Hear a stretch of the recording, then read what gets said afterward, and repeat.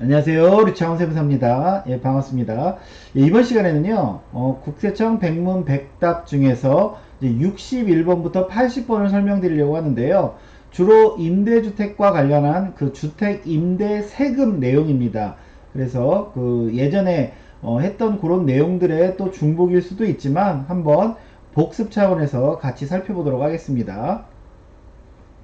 일단 이제 주택 임대소득 과세 대상은 뭐냐, 뭘 세금을 매기냐 라고 할 때 일단 요 표로 보는 게 좋습니다. 일단 부부합산으로 따지는 거고요. 세대합산이 아니죠. 부부합산으로 따지고 일단 한 채인 경우는 월세는 비과세입니다. 아무리 내가 임대를 주고 있다고 하더라도 비과세고요.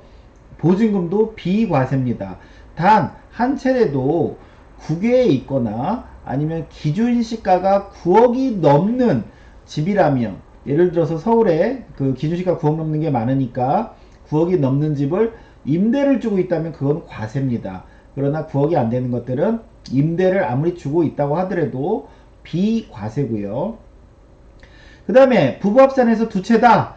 두 채라고 할 경우는 월세는 과세입니다. 여기 이제 소형주택 포함이라고 했는데요.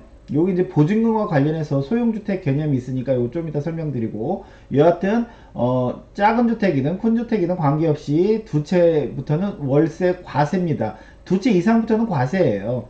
근데 보증금은 두 채까지는 비과세입니다. 부부합산으로 집이 두 채가 있는데 뭐 전세가 있거나 아니면 보증금 월세가 있을 때 그 보증금에 대해서는 비과세입니다. 그럼 이제 그 부부합산에서 세 채 이상인 경우는 당연히 월세는 과세고요. 월세는 두 채 이상부터 과세니까. 그럼 이제 보증금이 어떻게 되냐라고 할 때, 세 채 이상이면은 보증금 과세, 즉 간주 임대료 과세라고 알고들 계시는데, 단 소형주택은 제외입니다. 저희가 이제 소형주택이라 하면 전용면적 40제곱미터 이하고 엔드, 그리고 기준시가 2억원 이하, 이 두 가지를 동시에 만족하는 게 소형주택인데요. 그러면 이제 둘 중에 하나를 만족 안 한다. 예를 들어서 면적이 40제곱미터를 초과하거나 또는 기준시가가 3억이 넘는 것들은 비소형주택입니다. 그래서 이 보증금 과세할 때는요, 소형주택인지 비소형주택인지 일단 구분을 하시는 거예요. 구분을 해서 비소형주택이 세 채 이상이냐? 그러면 간주임대료 과세하겠다. 그리고 만약에 이제 그 소형주택으로 분류된 것들은 간주임대료, 아무리 보증금이 있어도 간주임대료 과세 안 하겠다. 이런 내용이고요.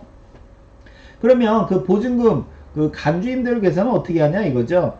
일단은 보증금을 합계를 싹 다 구하고 나서 거기서 3억을 빼주죠. 3억을 빼주고 그 3억까지는 이제 간주임대료가 없겠죠. 그리고 거기다 60%를 60%치만 그 과세한다는 개념이겠죠. 60%를 곱하고 정기예금 이자율 1.8%만큼으로 임대료를 환산하는 거죠. 환산. 그렇게 해서 구한 게 간주 임대료입니다. 근데 이 간주 임대료는요, 인별로 이렇게 빼줘요. 3억을. 즉 남편 집이 예를 들어서 세 채인데 남편 명의 한 채, 아내 명의 한 채, 하나는 공동명의다라고 하면요, 남편도 3억 빼주고 아내도 3억 빼주고 공동명의도 하나의 거주자로 봐서 3억 빼주고, 즉 이 보증금은 사실상은 뭐 그렇게 간주임대료는 세금 낼 일은 별로 없을 수도 있습니다. 이렇게 3억씩 총 9억까지 빼줄 수가 있기 때문에요. 그래서 요 보증금 요거는 이제 뒤에서도 많이 나올 건데요. 항상 보증금 과세는 이렇게 구분을 해라. 소형주택과 비소형주택으로 구분을 해서 비소형주택은 세 채 이상인 경우만 간주임대로 과세하고, 그 다음에 소형주택은 뭐 이쪽은 뭐 아무리 주택수로 많이 분류돼도 간주임대료 없다. 그렇지만 월세는 두 채 이상이면 소형주택 다 포함해서 과세다라는 거, 요거 좀 그 기억하시면 좋을 것 같아요. 그럼 이제 62번은 이제 이런 내용이죠. 미혼인 어떤 자녀가 소유한 주택 한 채를 임대하고 있고, 그 다음에 부모님 소유주택에서 거주하는 경우 임대소득세 과세 대상인지, 제가 자꾸 이제 부부합산이라고 그랬죠. 세대합산이 아닙니다. 즉 무슨 얘기예요? 부부합산이라는 뜻은 부부 합산, 또 자녀, 자식 부부 합산, 각자 부부 합산으로 따지는 거예요. 그러니까 본인은 뭐 결혼 안 했으니까 부부 합산이 안 되니까 본인 혼자 한 채 있는 거고요. 부모님 소유주택에 거주한다. 부모님도 한 채라고 그러면 각자 비과세겠죠. 9억이 넘지 않는다라면요. 그래서 이 부부 합산은 부부 합산, 자식 부부 합산 이런 개념입니다. 그 다음에 63번은 이제 그 보증금과 관련된 내용인데요. 부부합산으로 네 주택을 소유하고 있는데 세 개의 주택은 보니까 소형주택이네요. 40제곱미터 이하이면서 기준시가 2억 원 이하. 그 다음에 한 개는 비소형주택이네요. 근데 이 네 주택 모두 보증금만 받고 있다. 보증금만 받고 있다. 전세인 경우겠죠. 그럴 경우 임대소득세가 과세되는지. 일단 월세는요, 부부 합산 두 채 이상이면 무조건 과세라고 했죠. 그러니까 이건 소형주택 포함해서 네 채가 다 월세가 있으면 다 과세고요. 근데 이제 보증금만 받고 있으니까 한번 분류해 보죠. 소형주택은 몇 채? 세 채. 비소형주택은 몇 채? 한 채. 제가 아까 간주임대료는 뭐라고 했죠? 비소형주택이 세 채 이상일 경우만 간주임대료 대상이라고 했으니까 간주임대료 대상 없고 비소형주택은 뭐 아예 간주임대료 과세 제외고요. 그래서 임대소득세 과세될 게 없네요. 네 채를 갖고 있지만. 그 다음에 64번 이사 등으로 일시적 2주택이 된 경우 이런 경우도 과세합니까? 그러니까 예를 들어서 그 잠깐 갖고 이제 팔려고 하고 있는데 안 팔려서 새로운 집을 샀다는 거죠. 그래서 이렇게 중복된 기간. 근데 정답은 뭐예요? 중복된 기간 동안치는 2주택이니까 요거는 월세 임대 수입은 요거는 요만큼은 과세한다 이 얘기죠. 한 채가 있었던 기간은 비과세겠지만 그래서 요 중복된 기간치만큼 임대료는 과세하겠다 이런 내용이고요. 그 다음에 오피스텔을 임대한 경우도 주택임대소득 과세 대상인지 주거용으로 쓰고 있으면 주택임대소득으로 과세되고요. 근데 만약에 그 주거용이 아니다 그러면 당연히 그거는 이제 상가 임대소득이겠죠. 그래서 주거든 아니든 하여튼 소득세 대상입니다. 그 다음에 다가구 주택도 한 채만 소유하고 있으면 비과세 되는지. 다가구 주택은요 구분 등기되지 않기 때문에 그냥 그 주택 단독주택처럼 보죠. 그래서 만약에 다가구 한 채만 갖고 있고 9억이 넘지 않는다라고 그러면 호실은 여러 개 있어도 비과세입니다. 비과세예요. 근데 이제 대개 다가구 주택들은 또 9억 넘는 경우가 많죠. 예, 기준시가 9억 넘는 경우도 많습니다. 그렇지만 구분 등기되는 101호, 102호, 103호처럼 아파트처럼 구분 등기돼서 등기부가 구분되어지는 것들은 다세대는 과세겠죠. 여러 채를 보니까요. 그 다음에 67번 기준시가 9억을 초과하는 주택의 경우는 1주택 소유자라도 월세에 대해서 과세하는데 그 판단 기준일, 그 9억을 판단하는 기준일은 언제입니까? 봤더니 과세기간 종료일, 즉 12월 31일자에 9억이 초과하면 된다. 그 다음에 중간에 만약에 팔았다고 그러면 해당 주택 양도일 현재 9억을 넘으면 된다. 근데 저희가 아파트나 개별주택들 그 고시를 언제 하죠? 기준시가 고시를 4월 30일날 고시하죠. 그러니까 결과적으로는 과세기간 종료일, 즉 4월 30일날 그 고시하는 가격이 9억이 넘는다라고 하면 그 뭐죠? 그 한 채에 대해서는 당연히 과세고요.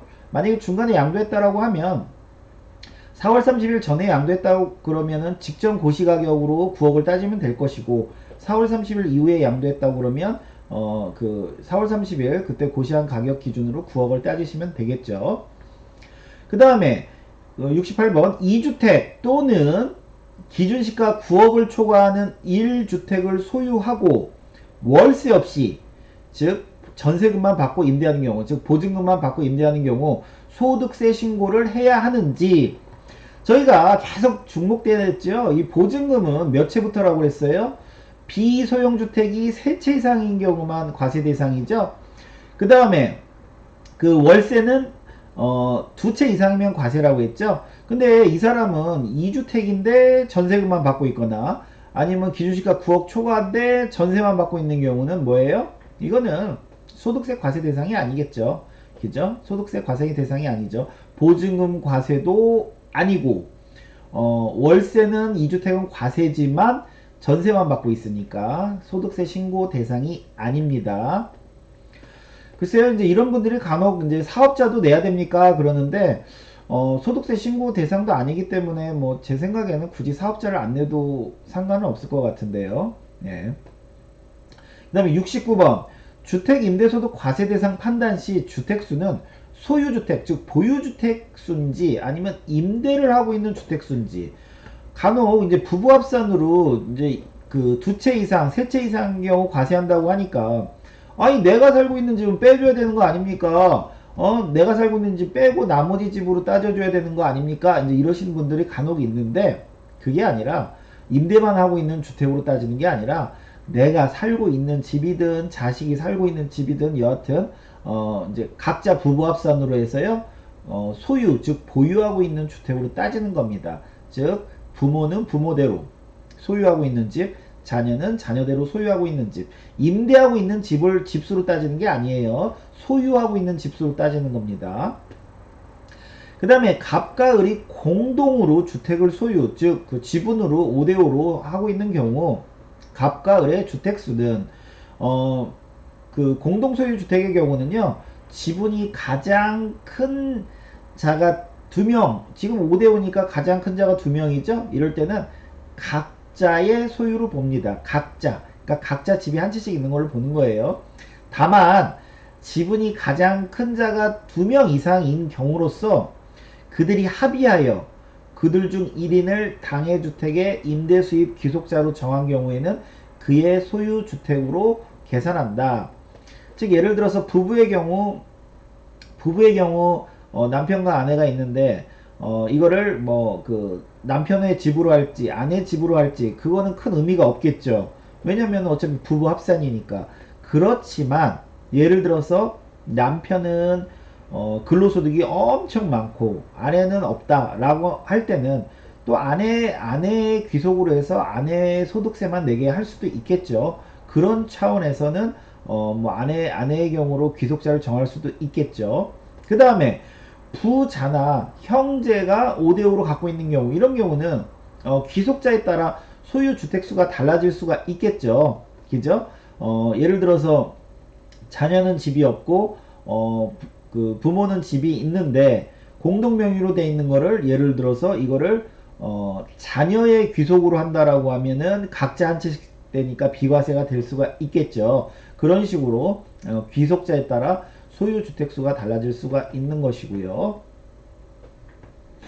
그 다음에 이제 소수지분이라면 지분율이 50% 미만을 말합니다. 소수지분 주택만 소유하고 있는 경우 2주택 이상자라도 임대소득에 대해 과세가 안 되는지, 저희가요 19년도 소득까지는 소수지분은 그 주택수 판정할 때 그 주택수로 포함되지가 않습니다. 소수지분자는요, 그 지분이 가장 큰 자의 집으로 보는 거예요. 그리고 그 지분이 그 공동이라고 하면은 요거에 의해서 판단하는 거고요. 각자, 그 다음에 귀속자 정한 경우 요걸로 판단하는 경우.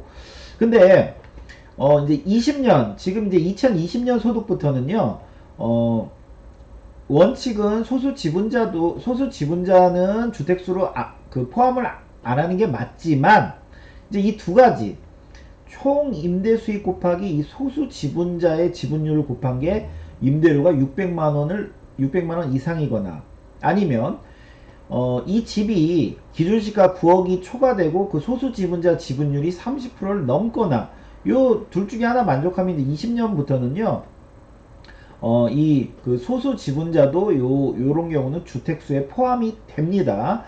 20년부터는요. 그러니까 올해 20년 소득부터는 이게 적용이 되는 거예요, 지금.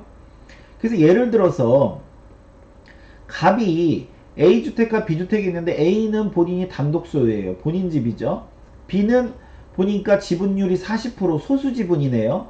이런 경우 19년 소득일 때는요, 이 B는 갑의 소유주택수로 안 받습니다. 즉 갑은 집 한 채만 있는 거예요. 한 채만 있어서 비과세였어요. 월세 비과세. 당연히 보증금도 비과세였죠. 근데 이제 20년부터는 어떻게 된다는 얘기예요? A는 당연히 갑의 집이고, 이 B는 임대 수입을 먼저 보죠. 1560만원이죠. 곱하기 B의 지분율 40%를 곱하니까 얼마예요? 600만 원이 넘어요. 624만 원이 되기 때문에 이 경우는 B도 갑의 소유 주택으로 보겠다 이겁니다. 즉 갑은 두 채를 갖고 있기 때문에 월세 과세. 보증금은 어떻죠? 보증금은 비과세. 왜? 세 채 이상 해야지 비과세니까. 그 다음에 을 같은 경우는 지금 집이 세 채가 있는데요. 본인 A 단독 소유, B도 단독 소유. 근데 C가 보니까 공동주택인데, 공유주택인데, 기준시가가 9억이 넘네요. 그리고 지분율이 30%가 넘네요. 이런 경우는, 이 C도 을의 소유주택으로 본다고 했죠. 그러면 을은 지금 A, B, C 세 채가 있기 때문에, 당연히, 월세에 대해서도 과세할 것이고, 월세에 대해서, 그다음에 보증금에 대해서도 요 5억과 10억에 대해서도 그 과세를 하겠죠. 예, 그 산식에 의해서 간주임대로 과세를 하겠죠. 그래서 20년부터는 이게 적용이 된다. 그 다음에 이제 72번 주택보증금에 대한 간주임대료란 이거는 뭐 이제 그 월세만 받는 사람에 비해서 보증금 받는 사람과 이 과세 형평을 똑같게 하려고 이렇게 이제 임대료를 환산하는 거죠. 그게 간주 임대료고, 다시 정리하자면 이 보증금 과세는 소형주택과 비소형주택으로 구분하고, 비소형주택이 세 채 이상인 경우만 간주 임대료 과세한다고 그랬죠. 그리고 계산 산식은 3억을 빼주고 60% 곱하고 365, 요거는 이제 여기다가 그 일수를 곱한 경우 365로 나눠주는 거고요. 그 다음에 곱하기 1.8%, 이렇게 한 게 간주 임대료, 연 임대료죠. 연. 그 다음에 공동소유주택 간주 임대료 계산 방법은 제가 아까도 말씀드렸듯이 이 공동 그 사업장도 하나의 거주자로 보기 때문에요. 남편 3억 빼주고 아내 3억 빼주고 공동명의도 3억 빼줍니다. 그 다음에 74번 소형주택은 감주 임대료 과세 대상 여부 판단 시 주택수에 포함되지 않는데, 이분의 경우는 이제 비소형이 세 채, 소형이 두 채를 소유하고 있는 경우 비소형 세 채에 대해서만 간주 임대료를 신고하면 되는지. 아까 제가 뭐라고 그랬죠? 비소형이 지금 세 채고 소형이 두 채입니다. 비소형이 세 채 이상이네요. 그럼 이거는 간주 임대료 대상이네요. 근데 그 소형주택 두 채는 간주 임대료 과세 제외겠죠. 그렇지만 요 그 비소형 3개, 소형 2개 다 합쳐서 5채에 대해서는 모두 월세에 대해서는 소득세, 임대 수입에 대해서는 신고를 해야 되는 것이고요. 그 다음에 75번 임차인으로부터 관리비 및 공공요금을 받은 경우 주택임대 그 수익금의 계산 방법은, 일단은 저희가 공공요금 있죠. 그 임차인한테 별도로 전기료나 수도료 요런 것들을 그 받는 경우는, 이런 것들은 그 총수입, 즉 그 매출로 보지는 않지요. 그죠? 그렇지만 요런 공공요금으로 납부할 금액을 초과해서 더 받는 경우는 그거는 매출로 잡으란 얘기고요. 그 다음에 요런 공공요금, 전기, 수도료 제외한 뭐 청소비랄지 난방비랄지 이런 것들은 다 매출로 잡으라는 겁니다. 그래서 예를 들어서 그러면은 이거 매출로 잡고 나중에 지출했을 때는 어떻게 되냐, 즉 청소비 난방비를 받았을 때는 매출이고, 그거를 이제 지출했을 거 아니에요. 어디다 지출하고 그 영수증 같은 거 받을 거 아니에요. 그러면 이런 것들은 다시 경비로 인정이 돼서 뭐 실제적으로 효과는, 소득에 미친 효과는 없겠죠. 그죠? 근데 이제 이렇게 매출로 잡으라는 얘기는 부가세나 이런 것 때문에 또 매출로 잡아야 되겠죠. 그 다음에 그 76번 주택임대소득에 대한 신고 방법은 잘 아실 겁니다. 2천만원 이하인 경우는 종합과세와 분리과세 중 선택입니다. 선택. 무조건 분리과세 하라는 건 아니에요. 선택이고요. 근데 다만 2천만원은, 임대수입이 2천만원을 초과하는 경우는 다른 다른 소득과 5월달에 합산해서 신고를 해야 되겠죠. 그 다음에 77번 주택임대 총수익금액이 2천만원 이하일 경우 종합과세와 분리과세 중 어느 것이 유리한지, 이건 뭐 딱 뭐가 유리하다 이렇게 말할 수는 없습니다. 왜 그러냐면 예를 들어서 2천만원 이하인 경우로 보고, 분리과세와 종합과세의 차이가 어디서 차이가 나냐면, 분리과세는 무조건 60%, 그 다음에 그 임대사업자 등록 안 했으면 50%, 그 다음에 다른 소득과 합산이 없고요. 합산이 없고, 그 다음에 소득공제는 400만원 또는 200만원 또는 아예 없는 이런 식으로 공제를 해주고, 세율에서 무조건 14%를 적용합니다. 무조건. 근데 종합과세는 뭐예요? 일단은 이 경비를, 필요경비를 실제 드는 경비를 넣어주는 거예요. 그 다음에 다른 소득이 있으면 다른 소득과 합산해야 되고요. 그 다음에 이제 소득공제 있죠? 뭐 기본공제, 뭐 배우자공제, 뭐 그 우리가 흔히 말하는 그냥 그 공제들, 공제 빼주고, 세율은 6에서 이제 내년부터니까 45% 누진세율이 적용됩니다. 그러면 대체로 분리과세가 유리할 것 같은데 종합과세가 유리한 경우는 뭐예요? 경비도 좀 많이 있고, 이자 같은 거 많이 있고, 타소득 없고, 그 다음에 뭐 소득공제는 뭐 이거랑 얼추 비슷하고, 세율이 6%나, 왜 여기는 무조건 14%니까, 아니면 15%, 15%라도 누진으로 15%니까, 요런 게 적용될 경우는 이게 더 유리할 수도 있습니다. 요런 게. 그래서, 무조건 분리과세가 유리하다기보다, 내가 뭐 실제 경비 많고, 그 다음에 그 뭐죠? 금액이 작아서 6% 대상이다 그러면 이거보다 적게 나올 수도 있습니다. 예, 그럴 경우는 무조건 분리과세를 하지 말고 종합과세를 해라, 이런 내용이고요. 참고로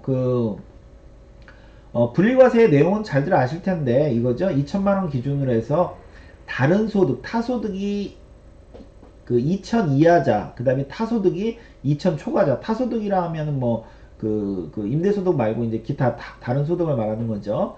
그래서 2천 이하자의 경우는 임대 등록한 경우랑 등록 안 한 경우, 뭐 경비율이 틀리고요. 소득공제율이 틀리죠. 그 다음에 감면율들이 있고요. 그 다음에 이제 21년도부터는 두 채 이상인 경우만 이렇게 20% 50% 이렇게 감면율이 좀 떨어집니다. 바뀝니다. 21년도부터는요. 그 다음에 22년도부터는 이제 이런 것도 이제 아예 없앤다고 했죠. 그 기존에. 그 다음에 이제 타소득 2천 초과인 경우는 이제 요 옆이랑 비교해 보면 소득공제가 없고요. 나머지는 뭐 다 동일하고요. 그 다음에 세무서와 지자체에 주택 임대업을 등록한 경우 임대소득세 혜택은 지금 요런 혜택들이 있는 겁니다. 요 경비율 무조건 인정해주고요. 소득공제 인정해주고요. 그 다음에 요런 그 감면율 적용해주는 겁니다. 그래서 그런 내용이죠. 감면 받을 수 있고요. 필요경비 60% 적용받을 수 있고, 요런 기본공제 우대 받을 수 있고, 요런 내용이고요. 그 다음에 주택시장 안정보완대책 20년 7월 10일 날 발표 전에 등록한 단기 임대 사업자도 민간 임대주택에 관한 특별법 개정에 따라 세제 혜택을 못 받는지, 이건 뭐 제가 계속 그 앞에서도 말씀드렸지만 그 임대 등록 기간 동안에는 이 세제 혜택을 계속 유지받을 수 있다라고 했죠. 이 폐지되는 유형이라고 하더라도. 그 다음에 그 의무 임대 기간이 그 경과되기 전에 자진 말소나 아니면 의무 임대 기간이 채워져서 자동 등록 말소돼도 그간 감면받은 세금은 추징하지 않는다라는 거고요. 그 다음에 이제 80번은 주택임대 소득에 대한 보험료 부담은, 이게 사실은 이게 그냥 간단하게 말씀드리기가 어려운 내용입니다. 이게 내용들이 좀 많아가지고요. 그래서 좀 죄송하지만 그 구체적인 거는 여기 건강보험료, 국민연금은 요 관련 과에다 전화하시면 아마도 친절히 답을 줄 걸로 보입니다. 그래서 80번까지는 이제 주택임대와 관련된 내용이었고요. 이제 그 81번부터 100번까지는 그간 발표된 취등록세 관련된 내용이니까요. 그것도 나중에 마저 설명드리도록 하겠습니다. 오늘 수업은 여기까지 하겠습니다. 감사합니다.